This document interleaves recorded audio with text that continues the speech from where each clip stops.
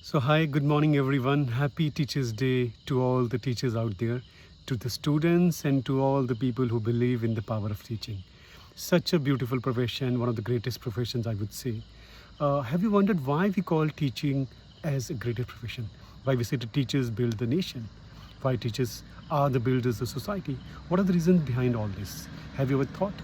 So today I'm going to talk about one book that talks about why teaching is such a great profession, why teaching makes people change.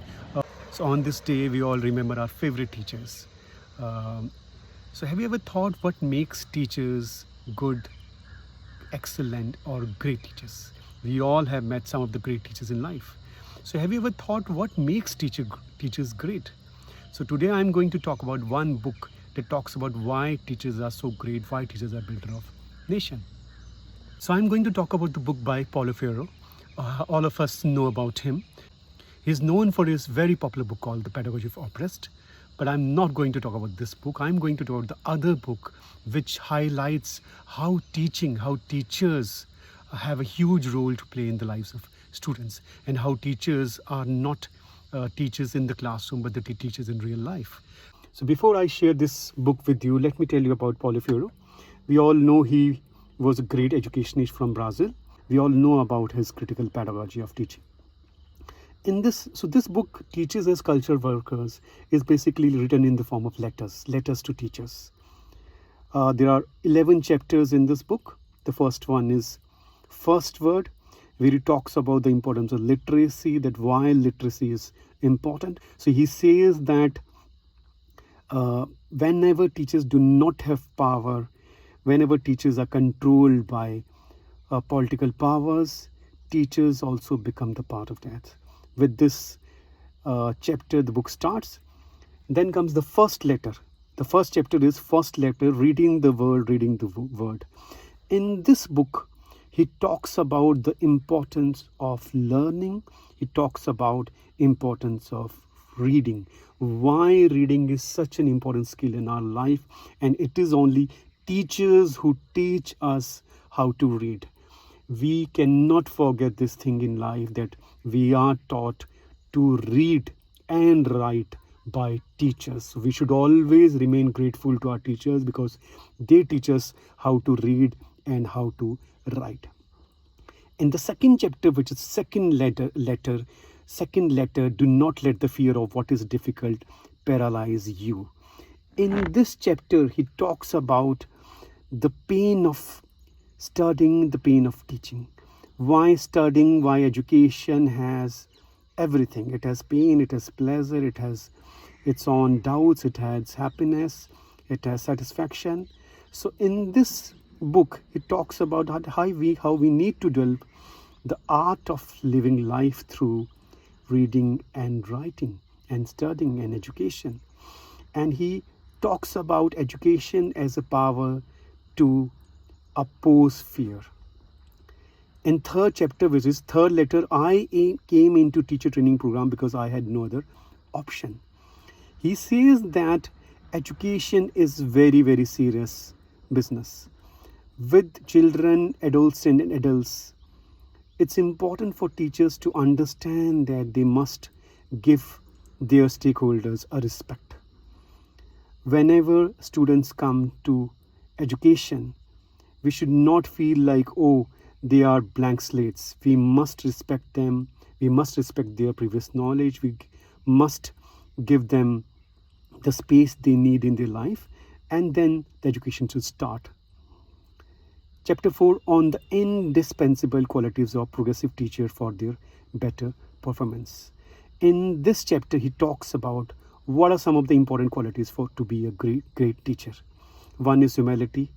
Second is tolerance. Third is caring and love. We all know how important these three qualities are, and we have those teachers who have these qualities, and that's why they are our favorite teachers. Fifth letter is first day of a school. The first day of a school for teacher. So for this first day for a teacher at school is always full of insecurity, shyness, inhibition. There are a lot of things It's not that teachers are not shy. They also feel insecure like students when they come to school. Same thing happens with teachers also. So in this chapter, he talks about how teachers can overcome their initial struggles because they are inexperienced in teaching. Sixth is very, very important chapter. Sixth letter on the relationship between the educator and the learners. He talks in detail that how teachers should behave with students. He says that children extremely sensitive to their teachers. They try to copy them. So if teachers do not behave properly with their children, they start disliking them also. So children do not like the subject first.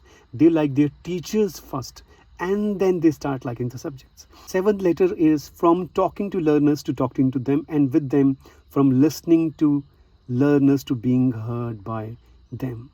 So he talks about the importance of listening in the classroom. Often teachers talk and students listen. He said the great teachers, they listen to students more than they talk. And that's one of the very, very important qualities to be a great teacher. Eighth chapter is cultural identity and education. So in chapter 8, eighth letter, cultural identity and education, he talks about the importance of cultural identities in the classroom. So as a teacher, we should not try to impose our identities on our students. We should respect all students, and this is very, very problematic nowadays. We try to impose our own mindset on students. For example, religion, which religion is better than others? We often say our religion is better than others.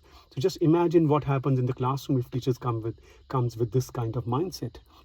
Casteisms, what kind of caste do we believe in? So if a teachers come with this kind of mindset that this caste is better than other castes, it becomes a problem. So great teachers, they do not discriminate on the basis of any student's culture. Ninth letter, concrete context and theoretical context.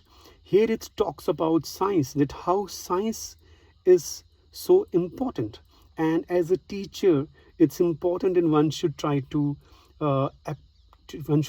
use a scientific approach to teaching. Teaching is an art as well as science. Must learn the art of teaching, we must also learn the science of teaching. In 10th letter, once more the question of discipline. He talks about discipline in a very different lens here. We often feel like discipline is about, students standing in line, not making noise. But here he talks about discipline in terms of how one need to pay full attention to anything we are doing. Let's say when we are studying, we must help students to understand that we need a certain kind of mental discipline to read. Anything great, if needs to be achieved, should only be done through discipline of mind first. So the definition of freedom and the definition of discipline in this chapter is eye-opening. I would say it's very important for any teachers to understand this aspect of discipline. Then the last chapter, last words, to know and to grow, everything yet to see. In this chapter he talks about the process of knowing, which involve whole conscious self, feelings, emotion, memory, affects all aspects of education and teaching. So I hope you all have liked this book. Please do order this book if you're a teacher. I am very sure this book will change your mindset. It will help you become a great teacher. Remember, teachers are not just teachers who teach subjects in the classroom. Teachers are the people who shape minds. Teachers are the people who build nations. Teachers are the people who build societies. So this book is a must read for all the teachers, even for the students who can understand why teachers are great. So definitely a must buy for everyone. Thank you everyone, and happy Teachers Day one more time. Thank you. Please like and subscribe to my channel as you always do, and do comment who is your favorite teacher. Thank you everyone.